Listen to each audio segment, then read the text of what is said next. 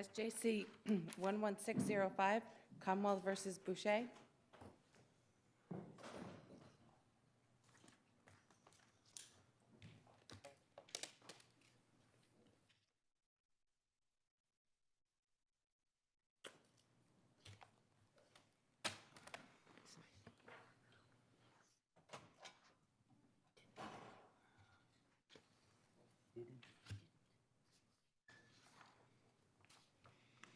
Ms. O'Brien, good morning. Good morning, Your Honors. May it please the Court, Leslie O'Brien for Mr. Boucher.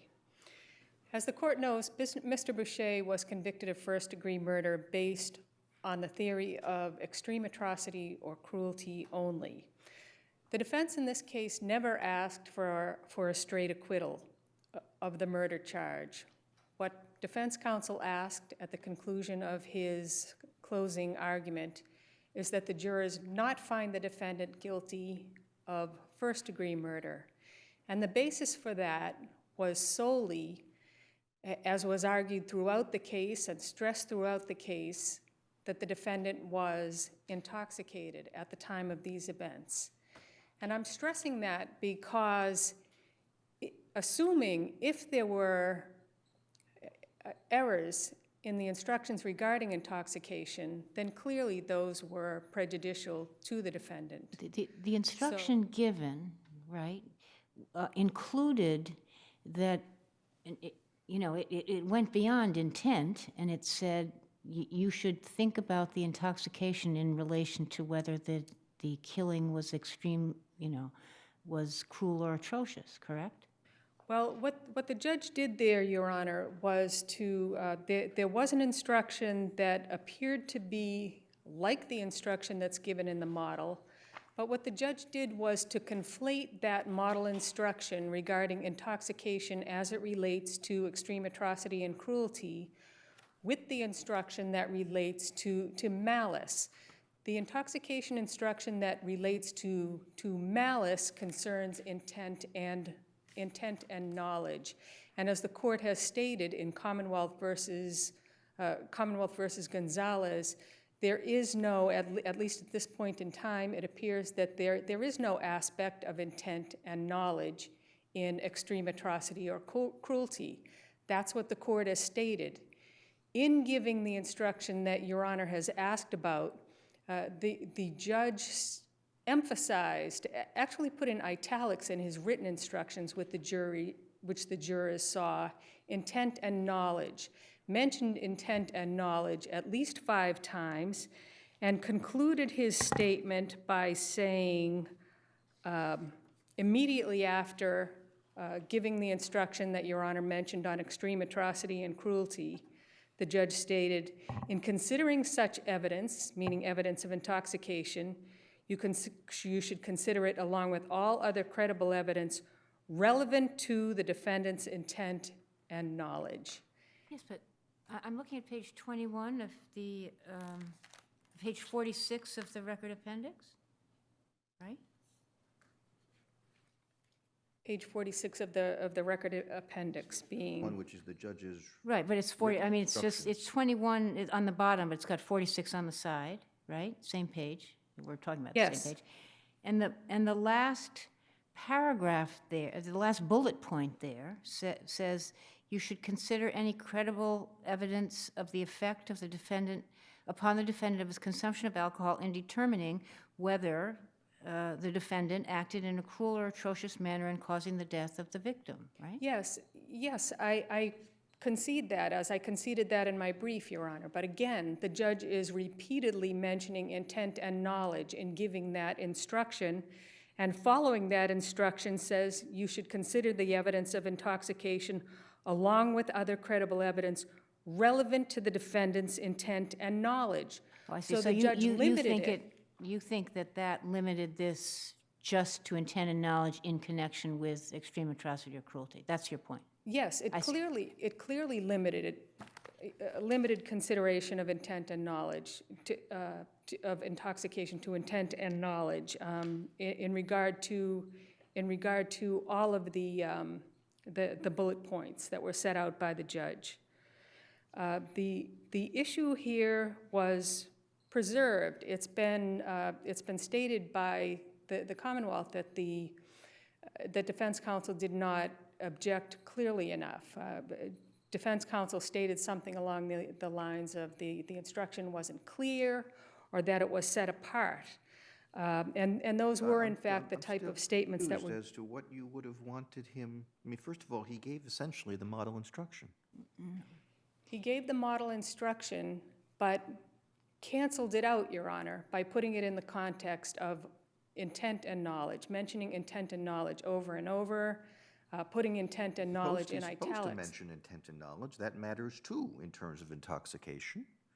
But not in relation to extreme atrocity or cruelty, Your Well, I Honor. understand That's but- common. I think it should, and I'm going to argue that it should. But the law, as stated by the court in Commonwealth v. Gonzalez, the most recent case, the 2014 case, the court is saying that intent and knowledge are not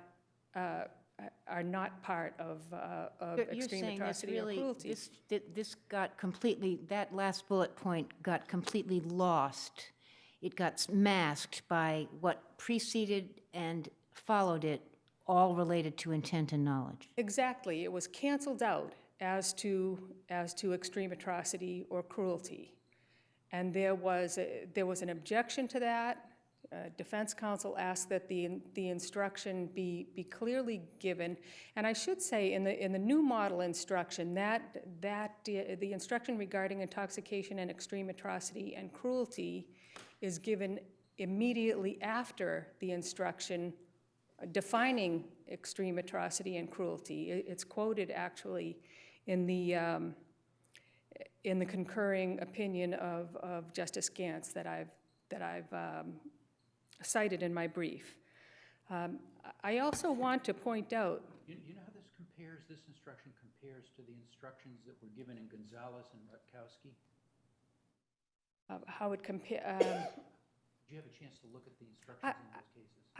I did look at both of those cases, and I realized there's a similar issue there. I realized the instructions were not identical, but the problem is still the same because the judge prevented the jurors. The judge instructed on intoxication only as it relates to intent and knowledge, and really stressed that many times. If the instruction had been set apart as defense counsel asked that it be, if it had been given as defense counsel had asked the judge to give it, then there would have been no error. But didn't the defense counsel want more than this? He wanted it to say you have to find that he acted in an extremely, or intended to act in an extremely atrocious or cruel way. Am I? And that is, yes, that is the second argument that I've raised. Right. The But first wasn't that, I know it is, and I don't want to stop you, but wasn't that the form of the request that the defense counsel put to the trial judge? It was not, Your Honor. Oh, It was, and the judge referred specifically to paragraph 15 of defense counsel's requests, and he was requesting exactly the model instruction as it now stands. And the court understood what defense counsel was requesting, and I'm referring to just one sentence at the bottom of Volume 9, page 114. The judge stated, what I have not done, which I think perhaps is your point here, I have not deliberately drawn their attention to specific elements other than questions of intent, that the Commonwealth has the burden to show intent or knowledge. So the judge clearly understood the objection, understood what defense counsel was asking for, and still refused to give that instruction as requested. And which instruction are you, I'm looking to the list of instructions on page 4 of the request, defendant's mental state, alcohol consumption as it relates to extreme atrocity or cruelty. Paragraph 15 is essentially what the judge gave. Yes, it is, and I've conceded that's exactly what he gave, Your Honor. Judge gave essentially paragraph 15. So I can only ask the court to look at the judge's instruction and how it was actually framed and what the judge said immediately after he gave paragraph 15, removing the issue from the jury's consideration, but for the aspects of intent and knowledge. Oh, so you're focused on the next sentence, not, so you're saying that the next sentence undid the focus on extreme atrocity or cruelty? Yes. Well, The and next what sentence preceded- undid it, and also the judge's instructions prior to the instruction on intoxication as it relates to extreme atrocity. Before that, the judge is mentioning intent and knowledge 5 times, italicizing it in the written instruction. So it's the same error. When you, as I say, I can only ask the court to look at that closely, and I believe you will see it is the same error as in Gonzalez. If I can proceed to... Well, I'm sorry, in Gonzalez, I mean, I don't recall Gonzalez, I recall Rutkowski. Rutkowski didn't have this bullet point. Rutkowski, the jury was not told that you may consider intoxication or mental state in evaluating whether or not the killing was done in a cruel or atrocious manner. Yes, I think I think I can only agree with that, Your Honor. And again, I think that all I can do here is ask the court to look at the instruction as given, and I think it will be clear to the court that what I am saying is absolutely correct, that the judge was allowing the jury to consider intoxication in relation to extreme atrocity only on the issues of intent and knowledge. Okay? Proceeding to the second argument, the defendant asked the court actually for a change in the law or perhaps for clarification of the law to state that intent and knowledge are required for a conviction under the theory of extreme atrocity or cruelty. The defendant has acknowledged in his brief that in some recent cases, the court has said the opposite. In particular, I've cited Commonwealth versus Slakta, for example, and I've given at least one other example. But I would point out... Where did are you saying the defendant in this case requested that instruction? He requested it as... Where? Show me which, I mean, I've got the requests. I have not Yes. found it so far in my review. Help me identify which paragraph you say reflects that request. Well, he requested that there be that the court, he requested in accordance with Commonwealth v. Gould, which was the authority, it's still good law, it's the authority that he had available at the time. And he asked that the jurors be instructed regarding the defendant's the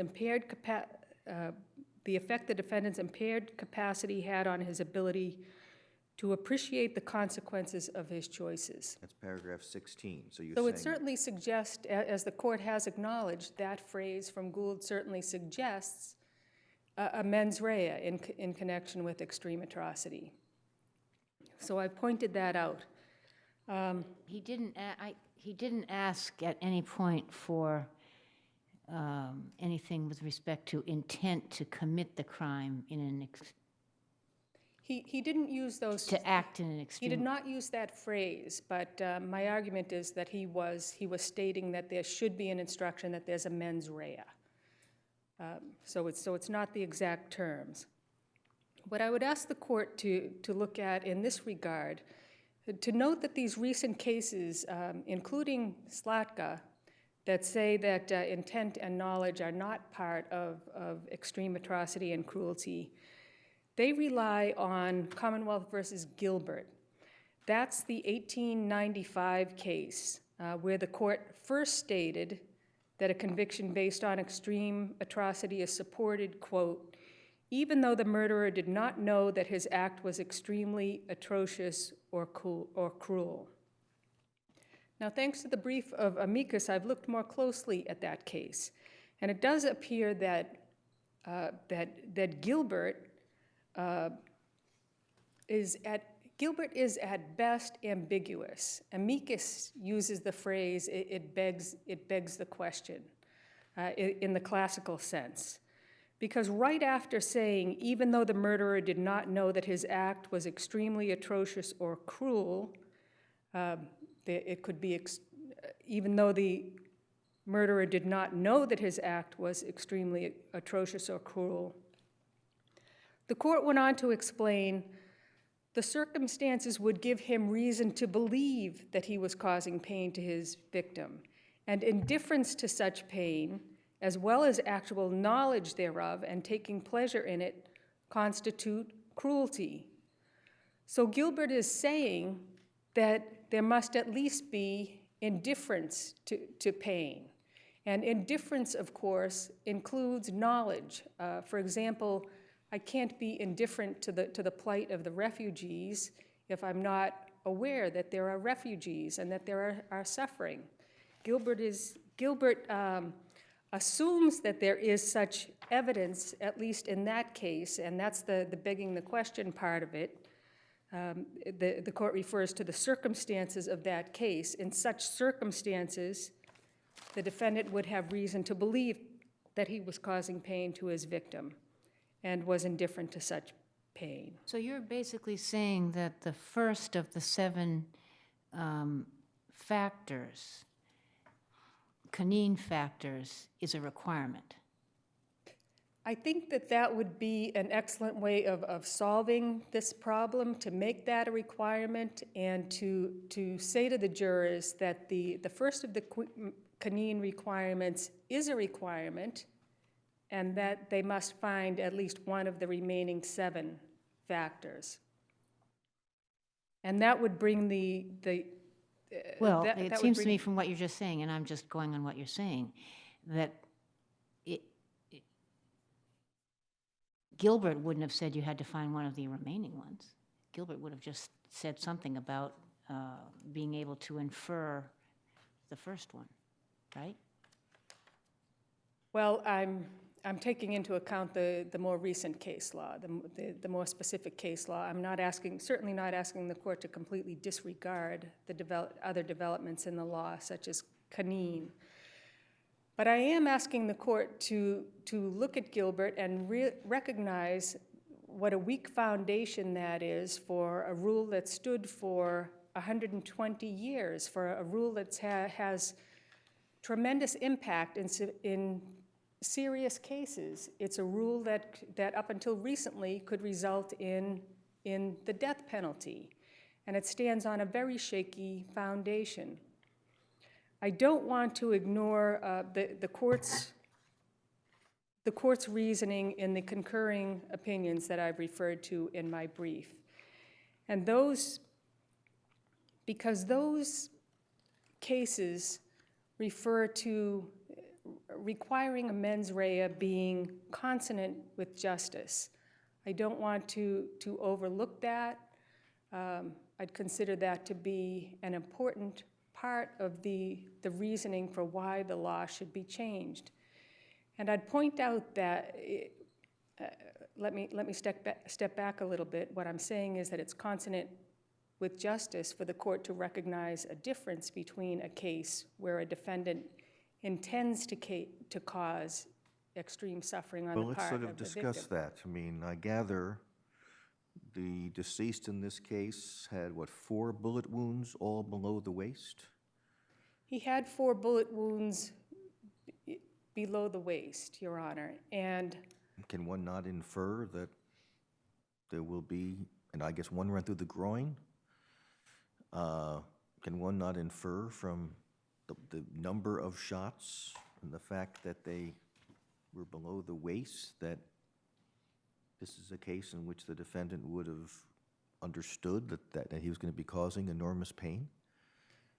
Well, first, Your Honor, I don't think that that's a fair inference that shooting someone necessarily causes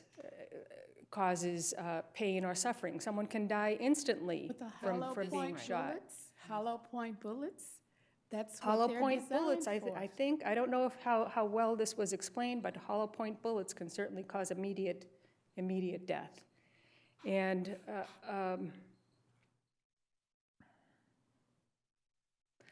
I'm sorry, I did lose my train of thought there, but in any case, About whether the shooting, where yes. the bullets were, would indicate that he knew that. It would still be, should still be a matter of the jury. This element, extreme atrocity and cruelty, is the only element of any crime in this state where the jurors are asked to act as the conscience of the community. And it should be the jurors that are asked to find whether there is intent to cause extreme suffering. Well, if that instruction, if that were part of the required instruction, that would fit the facts of this case, wouldn't it?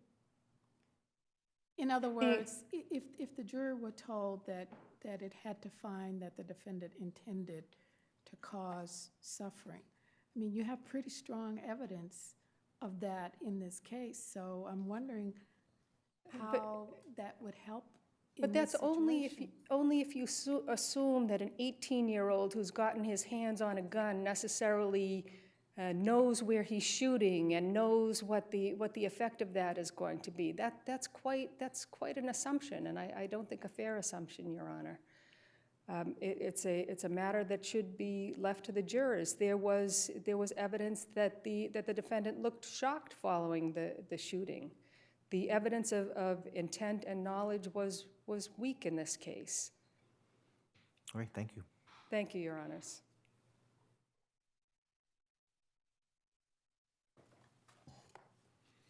Good morning, Your Honors. Robert Thompson on behalf of the Commonwealth. Your Honor, the judge here gave virtually verbatim the instruction on diminished capacity and mental impairment included in the 1999 model jury instructions at pages 60 to 62. Those were the model jury instructions that were in effect at the time of this case in early January 2013, and he followed those assiduously. This court has repeatedly over the years, and this is in this case, I am almost an embarrassment of a number of cases that support my propositions, but has repeatedly said and urged the judges to follow those model jury instructions at pages 60 to 62 of the instructions, and exactly what the judge did here. In fact, in Gonzalez and in Rutkowski, where the problem was that no instruction concerning impairment and extreme cruelty atrocity was given at all, the court urged judges to give the instruction that was given in this case. The judge committed no error whatsoever here, and there's no problem with this. Beyond that, if there was an issue of sufficient emphasis on the extreme cruelty atrocity consideration with mental impairment, the bullet points in the written instructions set them out apart and directly drew the jury's attention to that particular point. Again, there was no error here. And contrary to my sister's argument, this was not preserved at all at trial. The defense essentially just said, well, as judge, it was not, I'm paraphrasing sort of just as a synopsis, so leaving out some of the words, but following it fairly closely. The defense counsel said, Judge, it's not clear to me that the jury has been given the idea that they had to consider the way the alcohol evidence came in. He then referenced subparagraph 5 of his request, which go to second-degree murder and have nothing to do with extreme cruelty and atrocity. When the judge referenced paragraph 15, the defense counsel said, no, it's more than that. He said, frankly, and there are others as well, Your Honor, where he then goes on to, as my sister points out, include the sentence that is the portion of the first sentence of his request number 15. That's also the first sentence of his request number 11, 15, 26, and 35. In the objections, he never does mention extreme cruelty and atrocity. He does mention malice. He does mention the intent to kill with assault and battery with intent to kill. He doesn't mention extreme cruelty and atrocity.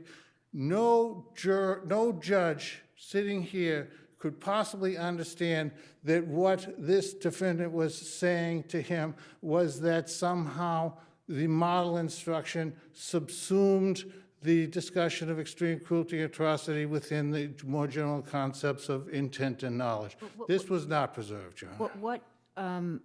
I'm just reflecting on what Ms. O'Brien said in terms of the judge saying, following the instructions, I didn't give your paragraph 15. No, he didn't say that, Your Honor. He said, are you talking about paragraph 15? And he said, and the response was, no, there are others as well. Okay. Because he did give 15. It's as the judges have pointed out, he did give 15. Well, not quite that way, but that's okay. He almost verbatim in that way as paragraph 15, within the context of the model instruction on homicide, verbatim from pages 60 to 62 in the 1999 models. Your Honors, there was also here no evidence in this case presenting that would support a conclusion that the defendant had any kind of significant impairment from alcohol or debilitating intoxication. It simply was not in the case, Your Honor. I thought there was at least one witness who said everybody was drinking and drunk. Right, and then they said that nobody, well, there was reference, a couple of references in that, and I think one more specific reference to him being drunk. But our case law, or there's another reference to him drinking. But our case law has made it quite clear in extreme cruelty, atrocity, and other cases, simple evidence that someone's been drinking is not enough. No, but I thought there was evidence about everybody being drunk as opposed to just drinking. No? As well, the case law, I'm referring here, the first one I'm referring to, drinking, is Moses, and that's at 436 Mass 598, particularly 603. It's an extreme cruelty and atrocity case.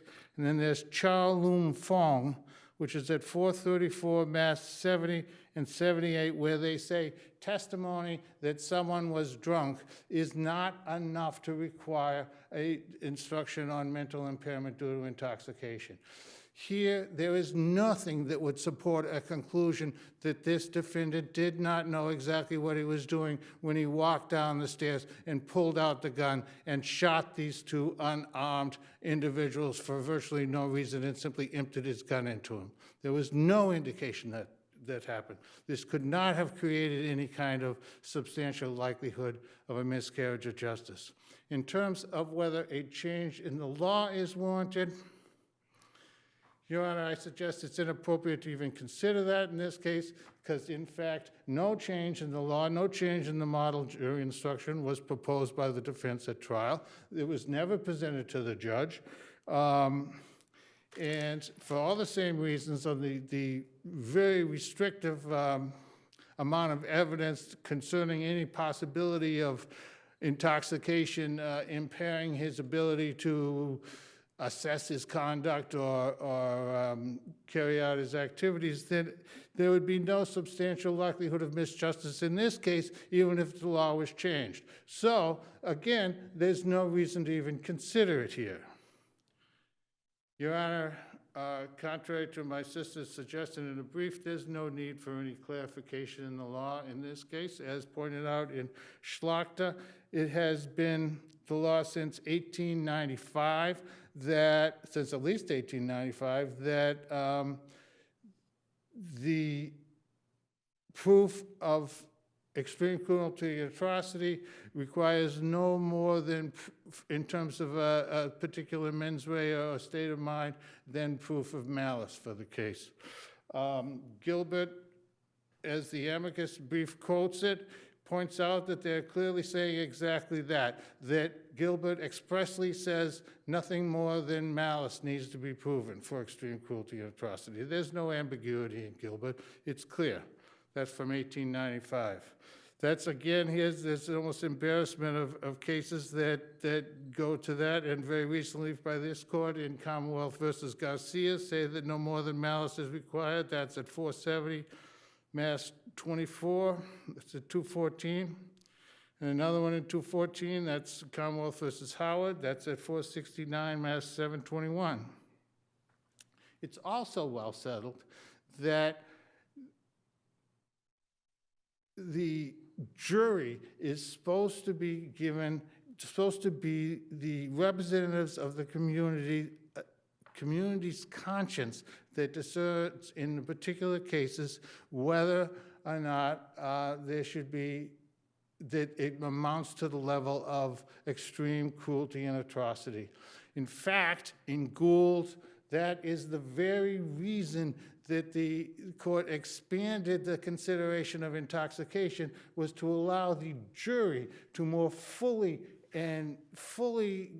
consider the overall circumstances so that they could evaluate whether they thought, as the community conscience, whether this amounted to the level of extreme cruelty and atrocity. The change proposed in the law and the amicus here and suggested in the court's concurrences restricts the jury's ability to act as a community conscience because it imposes a certain prioritization on the factors that have been traditionally given to the jurors. But how far do you want to take that? I mean, Cunin requires there to be a finding of at least one of the 7 Cunin factors. Does that inhibit the jury's role as the conscience of the community? Your Honor, I will confess I've argued that in the past, and I have argued that in the past, and clearly that has not prevailed.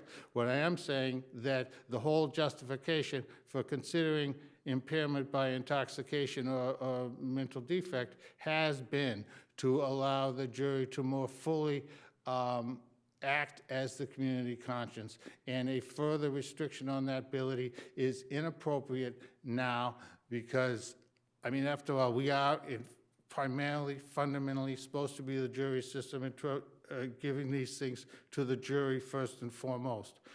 Beyond that, Your Honor, and I'd point out that— Well, I mean, be careful what you wish for. I mean, we don't tell the jury. I assume you don't want us to tell the jury you are the conscience of the community, and therefore, even if the Commonwealth has met all of its elements, you as the community may find the defendant not guilty.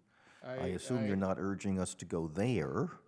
Though they certainly have that We know they have that authority, They but do have the authority, but that's and not what the judge tells them. I'm not suggesting any such thing, that they should be given a part of that as a part of the instructions. That's never been suggested. I haven't suggested that.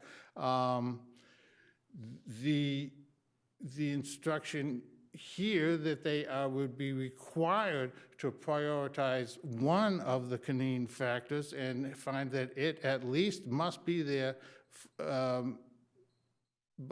before they can ever find extreme cruelty or atrocity, restricts their ability to act as a conscience of the community. It's exactly the opposite of what Your Honor would be suggesting. I'm not suggesting. I'm asking whether you're suggesting that we take this conscience of the community thing so far as to inform the jury that they have this enormous discretion.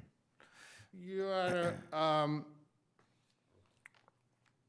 my argument is restricted to the point that the rationale for allowing consideration of a defendant's impairment has been to promote their ability to act as the consciousness of the community, and the change suggested in the law would be a restriction of their capacity to do that.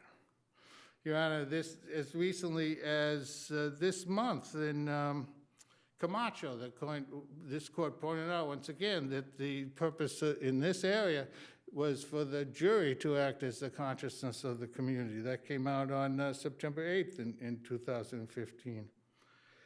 Your Honor, the amicus brief in particular wants to point out that there should be in criminal law a association between crime and a culpable mental state, and there is one here.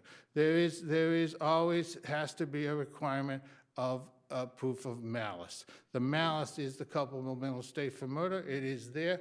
It has to be proved independently of anything of extreme cruelty and atrocity. It's at least as culpable a mental state as is required for third-pronged malice, for instance, are required for felony murder in the first degree, where there's no particular indication that a defendant has to have any state of mind relative to death in the case. It's enough that he has intentionally engaged in a felony that is inherently dangerous to life. Your Honors, essentially nothing has changed either in society or technology or at all that, or even in the out-of-state case law that has been cited to the court. I mean, after all, in Gould, the court noted that some other states quite frequently require a particular mental state for extreme cruelty, but did not think that that was warranted here. Nothing has changed that warrants a change in the law now that has been thoroughly established in the Commonwealth since at least 1895.